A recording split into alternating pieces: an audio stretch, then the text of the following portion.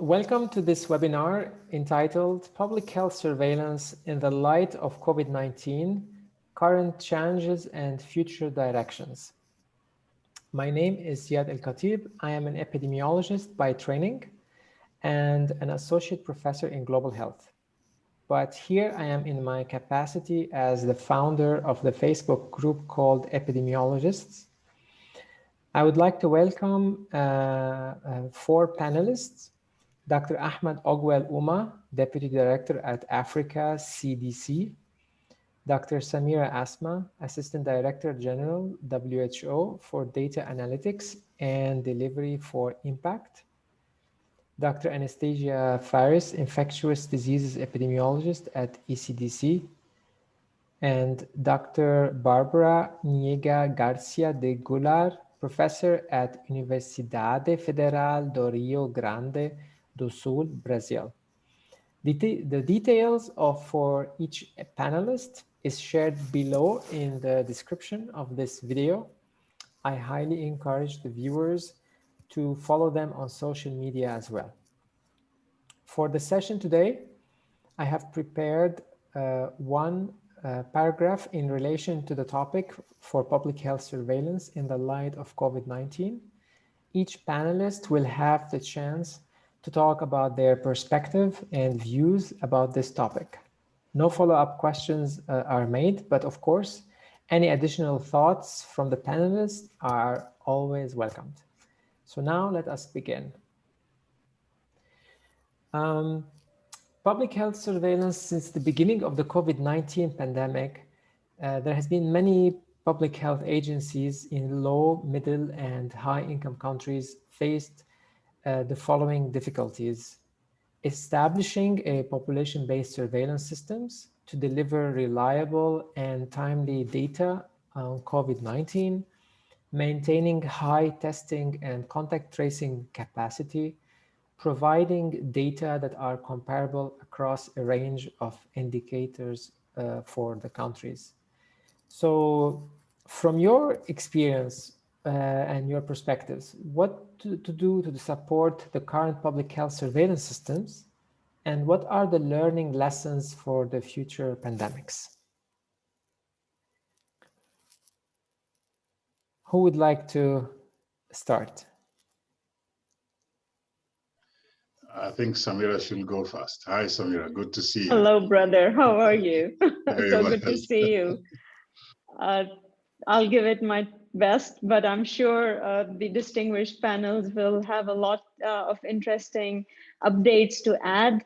So first of all, thank you so much for inviting WHO to be part of this dialogue. I think it is extremely important that we have this very open conversation about a topic that is so fundamental to public health, and more so during a pandemic. And data is so central and critical, let alone real-time, reliable, accessible, and actionable data. With regard to where we are and how we found ourselves in this situation is because we were unprepared. The world was unprepared. And the health information systems and data systems have really surfaced and shown the degree of fragmentation and lack of country capacity to make the optimal information available for countries to address, to be effectively responding to the pandemic, or even now we have a very small window of opportunity to become come in a position to be better prepared. So I would want to say a few things. One is that WHO worked with about 133 countries. The rest of the countries are also in the midst of finalizing their assessment. This is the first time countries have reviewed where their data and health information systems are. And we launched the SCORE for Health Data Technical Package. And SCORE is an acronym that stands for Surveys or Surveillance Systems, CRVS, Optimizing Routine Health Information Systems, and reviewing the performance, how data informs policies, and enabling use of data to drive performance and impact in countries. So this is SCORE for Health Data Technical Package. The assessment showed that no country got a perfect score. And the assessments were done in 2019. So 2020, we have all been extremely busy just grappling with the situation. What the assessment showed is less than 27% of countries noted that they have sustainable capacity to survey health threats. 1 in 4 countries have deaths that are registered. 9 out of 10 deaths don't have a cause of death. And this is, we know, we can't even count something which is a fact of life, that is deaths. And we are relying on guesstimates to count the human toll of the pandemic.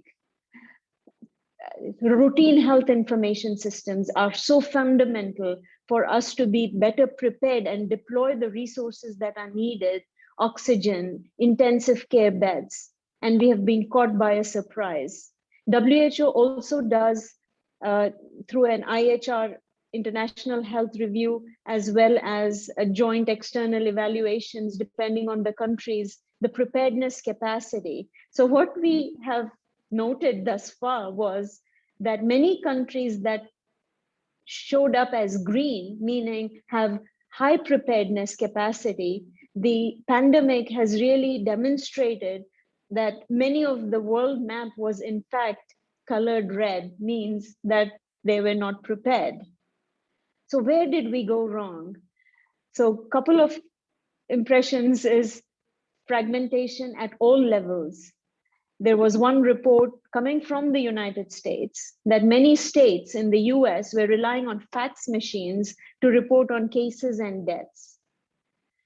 A BBC report from Zimbabwe showed a picture which is very powerful of 7 stillbirths, babies wrapped in clean cloths. So deaths due to COVID, in what manner? Whether not getting access to treatment or care at the right time because healthcare workers have been overburdened, or tracking if the a result of an underlying condition. So I think conundrums and misunderstanding, countries are required to submit data to WHO. Yes, many countries don't have capacity.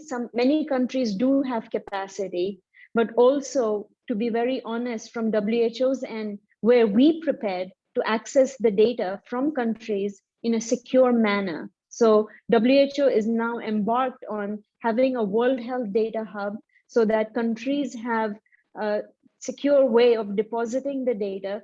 It's a constitutional mandate, so we can track population health trends, ensure that we are ruled by data governance policies and principles for data sharing, open data, but at the same time, data privacy is important. So how do we share data, as well as how the data insights inform policies in countries, national and subnational levels. So a lot of work needs to be done, and truly we have a window of opportunity, and this discussion is coming at the right time. Over to you. Thank you. Thank you so much for this kickoff. It's very well rich, of course. Our colleagues, any reflections?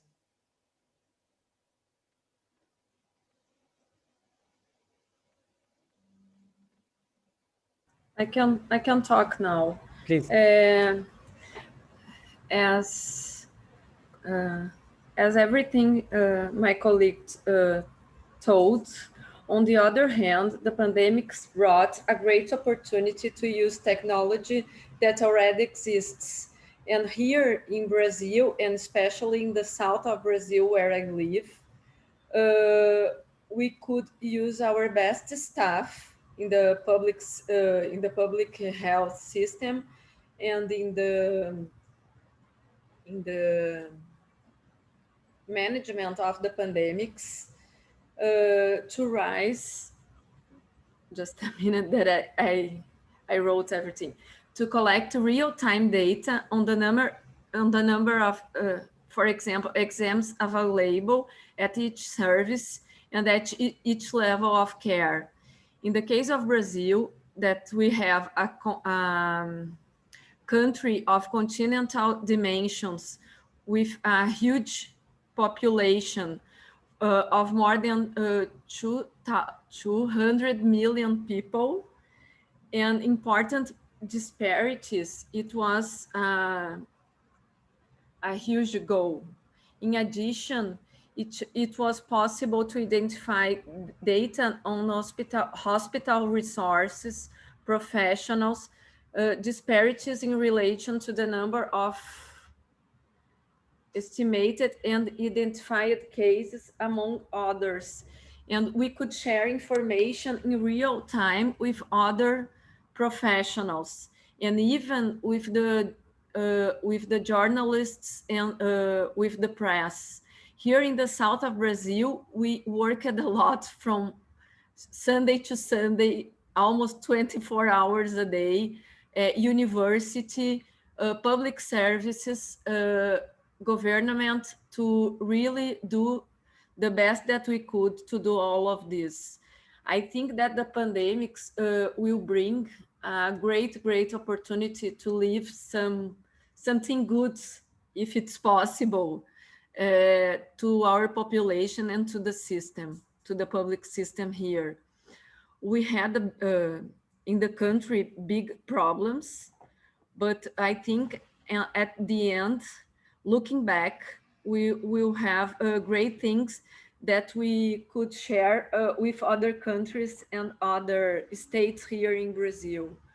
The key of all of this, I think that is that we should work in convergence, in synergy. We could not deal with this kind of disease alone. We will not have success dealing with this alone. We have to work together in synergy, everyone, every country.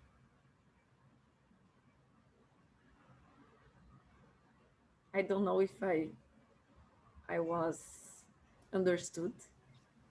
Yes. Oh, very well, very well. Okay, okay. And Ziad, maybe now I can Please. Chip in. Please. You know, the pandemic has turned public health upside down. And as Samira was saying, those countries that we thought were really prepared were actually not prepared. And those countries we thought were not prepared came out a lot better than had been expected. I mean, from an Africa CDC perspective, we know that only too well. Reading and hearing from colleagues who are expecting everything to collapse, and it didn't. 18 months later, it has not collapsed, although we are undergoing some very difficult times now. So I'll flip this and start with just the lessons we've learned, and then after that, I will reflect a bit on what we can be able to do into the future. One very big lesson we've learned is if you don't collect your data real time, then you cannot be able to prepare effectively. The data has to be real time. Paper collection where things are summarized 1 month, 2 months later doesn't help because the world has changed. We travel a lot faster to all corners of the world, and therefore all the bacteria and viruses and other pathogens that we carry will travel with us just as fast. So that's one very key lesson that we've learned. Data has to be collected real time for it to be able to be useful. But data without analysis is just numbers. So we need to develop, that's another lesson we learned, that we must develop the capacity for effective analysis. And whatever has been analyzed needs to be translated into what makes sense to the public, what makes sense to policymakers, what makes sense to all the stakeholders within a particular area of work. And for health security, the stakeholders are very, very many. But that data has to be analyzed. The third thing that we've learned in our context is that data has to be shared for it to be effective. And we were amazed at the lack of data sharing by not only countries within our continent, but globally. And beyond data sharing, we are not sharing even PPEs, we are not sharing vaccines, we are not sharing very basic knowledge. And this boils down to what is in place, what infrastructure is in place to enable data sharing. Very, very big lesson we've learned there. And we've put things in place now on the continent here in Africa to ensure that data sharing is smoother. The other thing we've learned is that the type of data that is being collected is not of good quality, because the tools that were designed for data collection were designed for very slow moving illnesses, if you want, nothing that moves rapidly and across the continent. So the data is of such poor quality that sometimes you can't define whether you know, what gender is this data referring to, what age group is it referring to, indeed what socioeconomic status is it referring to. So it means you cannot be able to do effective analysis for good preparation. Very, very poor quality data is being collected, and this is across board. I'm not just talking about here in Africa. Even when we look for data from colleagues elsewhere in the world, it is still of very poor quality. The second last lesson I will share today is just the insufficiency of technical capacity. Tools are being developed, and we must commend our colleagues in the IT space.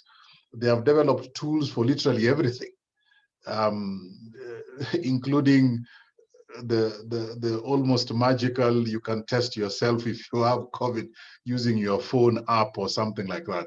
Well, they have developed a lot of tools, but then the capacity, the technical capacity to be able to use the tools effectively, including mining the data that these tools are collecting, is insufficient. And not just here in Africa, in many parts of the world as well.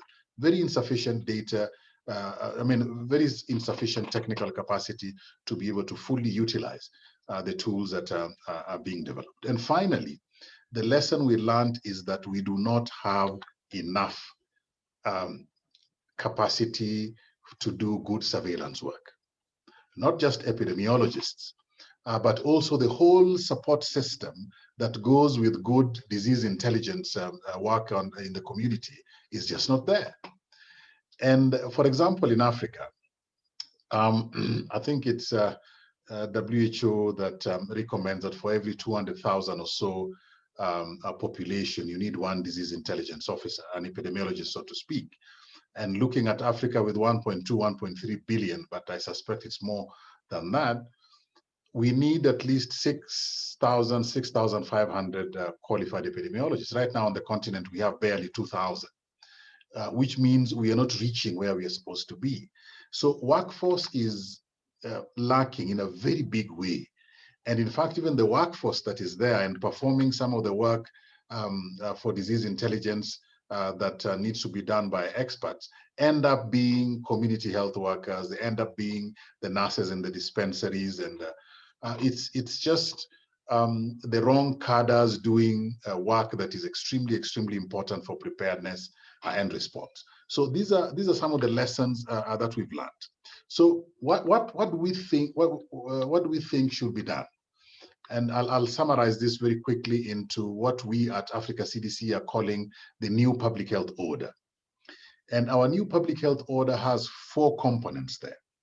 One is strengthen public health institutions. We cannot be able to do good epidemiological work, good disease surveillance, if we do not have strong public health institutions. And these will be at country level, This will be at sub-regional level, it will be at continental level, it will be at global level.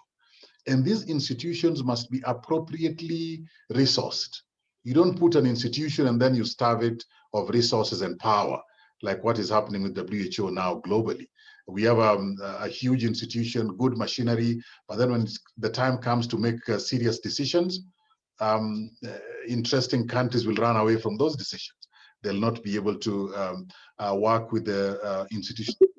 So we need strong public health institutions. Second is an appropriately strengthened public health workforce. We must have all the right cadres in the right places, doing the right things. It's the only way we can know when a disease is coming, when it is spreading, and then we can be able to respond to it effectively. The other two pillars are local manufacturing. And local here means wherever it is that you'll be. We should not be relying on vaccines, therapies, and test kits that are coming from halfway across the world.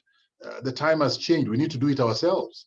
Otherwise, you sit here and the frustration we've had on this continent of trying to look for test kits has taught us a lesson that we'll never go back to that.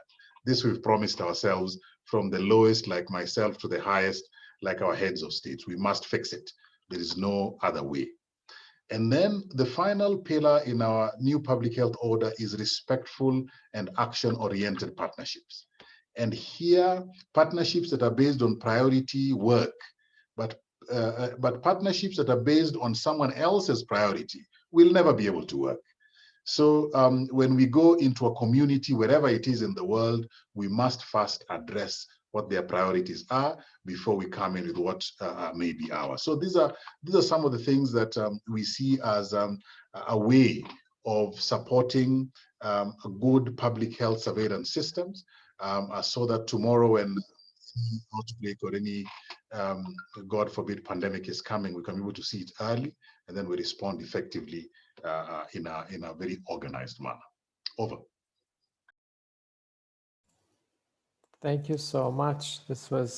I was busy now writing notes for all the speakers, as for me also to learn. Anastasia, good to see you, by the way. Hello, everyone. It's been nice. It's been really, really interesting to listen to the colleagues and your very wise words and observations. Some of the things that I'd wanted to highlight will be partly repetition, but I'll just take them quickly. So I work at ECDC, so working with a network of countries that are in the EU. So it's 30 countries, most of which are high-income countries, but there is quite a lot of variety across the region. And one of the things I wanted to say about the sort of, as we reflect back on the early days of the pandemic, in particular, what has been extremely important in our work at ECDC has been the work that has been done over now it's more than 10 years, 15 years of the existence of our organization, to build up the networks that Dr. Asma was mentioning across the European countries. And so this has been something that preceded COVID by a lot, and helped us a lot once COVID came, was just that we had networks in place. We leaned a lot on the influenza network. So there was already an existing collaboration of experts in each member state who were dealing with respiratory illnesses. And that was the network that initially was very involved in the COVID response, and on which surveillance was initially built in Europe. But not only the networks across the countries that we work with, but also the partnerships and networks that we've had with organizations like WHO headquarters, and also the regional office for Europe, and many other academic and non-governmental organizations where collaboration had already started. And so those were extremely important. This was important for reasons like in surveillance. To do good surveillance, we need case definitions. We need to all understand how we are counting something and how we're defining something. And this is sort of maybe what some people may see as the boring work of surveillance, but it's extremely important, because if we have differences across countries or across regions as to how we're counting cases, it's impossible to compare them. And even if we change the definition over time, then it really confuses things. And so that was important, to immediately be able to agree and to have a way of agreeing, a language to discuss case definitions within that network. And then I think also quite important, I mean, COVID was an emergency response and continues to be. And so sometimes we were able to push things through, but usually data sharing agreements and data transfer agreements are also really, sort of the, again, boring work within surveillance, but things that are needed to understand how does data flow, who is responsible for collating the data, for making sure that it's safe, for making sure that it's kept and backed up, et cetera, et cetera. So I think that all of that infrastructure has been extremely important. And we've learned a lot with regard to now that the next point that I had was very similar to the previous speaker on real-time data. So this has been essential now that we're in an emergency phase of a pandemic. And we have had demands from policymakers to understand exactly how many people are we testing, what are the rates today, are they better than they were last week, what are the deaths, what are the hospitalizations? And now adding more complexity now in 2021, we've gotten into a situation of variants of concern where we also need to add on genomic data. And so we have many different data streams that we need to make sense of as epidemiologists, and they come from different parts of the public health and health system and laboratory system. And so ensuring that we have a clear way that we're documenting sort of new COVID diagnoses, the testing rates, which come from different places, and then also information on hospitalization rates and capacity, where we can track that is very informative. And then finally, when cases are sequenced, what is the sampling frame for the sequencing that's being done, and what are the results of that? And so that has been, I think, a challenge and something that's been essential, because week on week now we need to be able to understand how is the Delta variant moving through our countries. What does that mean in terms of incidence? Are we seeing increases? Often we are, but is it impacting the hospitalization rates and the mortality rates, which is really what we want to know. And then I forgot to mention, of course, the vaccination data, but that's been also an important data stream. And so we're trying to consider all of these things together. And so I think that surveillance of COVID is an example of a complex system where we're trying to weigh many different things at the same time. The third point I wanted to make was on data quality, and this has also been mentioned, but the quality of data really does matter. And so I think that we have been in such a rush often to understand what are the case notification rates, what are the vaccination rates today, that we often doing that work with countries or with regions or cities to understand maybe issues with data quality, or where we don't see the completeness being good enough, and supporting them then in terms of addressing the gaps that and the reasons that the data quality may not be as expected. And then finally, I think that this sharing, data sharing is extremely important. And we have seen incredible strides forward with COVID in terms of making data available nearly in real time, downloadable. I've never seen so much data sort of open access and being easily shared and accessed by the public and different stakeholders. And that's been truly incredible. And I think it provides us with a real challenge and a model for other disease areas where we also need to do surveillance, and where I would say we've maybe had many of our epidemiologists across Europe, and I think globally, have been focused so much on COVID for the last year and a half that that sort of ongoing and continuous work, such as looking at data quality, looking at improvements of surveillance systems, and a lot of other infectious disease areas may not have received the attention that it normally would have. And so I think that we've both raised the bar with COVID in terms of maybe what we can and should expect from our systems, but we've also got a lot of other disease areas which are very, very important and will be equally or more important going forward, to make sure that we get those up as well. And also that we have a global surveillance mechanism across the world, so that that the capacity can be similar beyond Europe and elsewhere. So those are my initial thoughts on the questions. Thank you so much, Anastasia. As I promised, there are no follow-up questions from my side. I can only say that if I want to make one line summary here, is that the betterment of data would lead to the betterment of the world. But any of the colleagues, any final thoughts or reflections before we wrap it up? I would like to make one point here. Please. Ahmad mentioned about the quality of data. And if we really are committed to leave no one behind in the spirit of the Sustainable Development Goals, or in the spirit of UN human rights or WHO's constitution, it is extremely important to know where we stand, so we know what stand we need to take, and data will tell us that. And closing the inequality gap and moving forward with a center focus on health equity is going to be extremely important as we seize this window of opportunity. I just want to make another point about how WHO is moving forward with its 3 strategic objectives under the leadership of Dr. Tedros, Director General of the organization, is to deliver using data on the 3 billion targets which are taken from the Sustainable Development Goals. One target is to at least have 1 billion more people enjoying healthier lifestyles, not only living longer, but healthier as a result of public health policies. And there are a number of indicators that are used to track the healthier population index, such as tobacco, alcohol, healthy diets, violence against women, mental health, clean indoor and outdoor spaces, etc.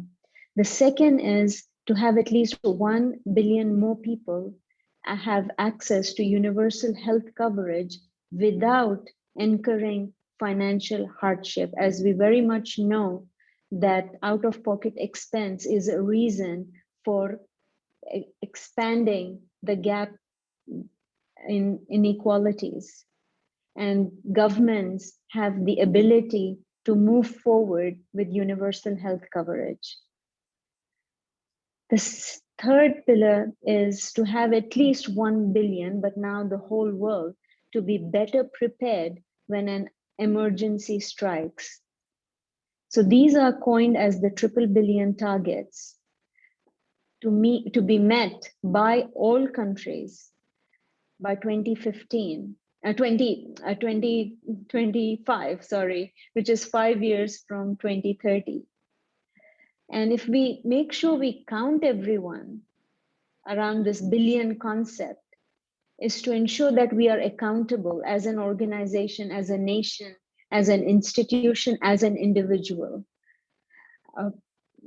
SDGs were established in 2015, and we have less than 9 years to meet the SDG goals, and COVID has already derailed us tremendously. We not only have to get back on track, but we have to accelerate our progress to meet the targets. So the final point is, I think you convening us is so important that we underscore the need of timely, reliable, and actionable and disaggregated data to drive performance of care and performance of policy so that we truly meet the promise of the Sustainable Development Goals. Thank you. Thank you so much, Dr. Asma. This is, if there are no more comments, I think this was, Anastasia, please. Yeah, and one thing that I forgot to mention and did want to just underscore was I think that the systems, at least in many of the European countries, we've currently had challenges, continued challenges in terms of really getting data, you know, age, sex, and some other comorbidities have been possible to include in surveillance. But where I think a lot of countries are experiencing challenges is vulnerable groups and understanding in particular groups where we may see heavier burden of COVID, whether they may be migrant populations, people with disabilities, or other groups. We have not always succeeded in having those groups captured in our surveillance systems. And then when we try to look at, well, what is the burden? Has it hit disabled people harder? We don't have the data. And then when we don't have the data, it's hard to make informed policy decisions. And so that's something that I think could be improved. And we have some examples from other disease surveillance areas where we've been better, maybe through specific surveys, for example, but this is a challenge, a continued one. And then when we look at what we hope will be a post-pandemic phase, it's very early to start saying this, but in terms of planning for that, we would expect COVID to be perhaps lower level circulation, but outbreak driven. And whether our surveillance systems are well designed to capture the outbreaks that we see. And then the third area, which is linked to outbreaks, is now that we have vaccinations, which are starting to roll out more quickly in some parts of the world and more slowly in other parts of the world, how are we doing surveillance of, for example, breakthrough infections to understand if what we are seeing in terms of breakthrough infections is as we would expect, because no vaccine is perfect, or are we seeing more than would be expected? And this is a particular issue now when we see outbreaks in long-term care facilities with a Delta variant. It's hard then to understand if what we're seeing is more or less, and whether it should be a trigger for more attention. And so I think that these will be challenges that we see in at ECDC, and they're trying to understand how we can adapt systems and work together across the countries in Europe. But I think that these are all issues that are relevant globally. Thanks. Thank you so much, Anastasia. Just a quick last point here, Ziad, is that by all means, please. Yeah, if we forget everything, then we remember that to be able to do effective preparedness and response, we need the right professionals to do that. To be able to establish a good system, in as far as public health surveillance is concerned, we need experts to do that. To be able to guide so that the right tools are developed to respond to all the outbreaks and epidemics, we need the right professionals to be in place. So where I would start is an effective public health workforce that is focused on disease surveillance. And then all the other things can be built around an effective, well-trained workforce. And in this way, we'll actually be able to contribute in a very big way in arresting very early anything that comes along as an outbreak, and in responding very effectively if at all the outbreak then grows in size across our country or indeed across the continent. First is workforce, second is workforce, third is workforce. Thank you. Thank you so much. Okay, I take it that we came to an end. I would like to thank everyone again for your time and for making it.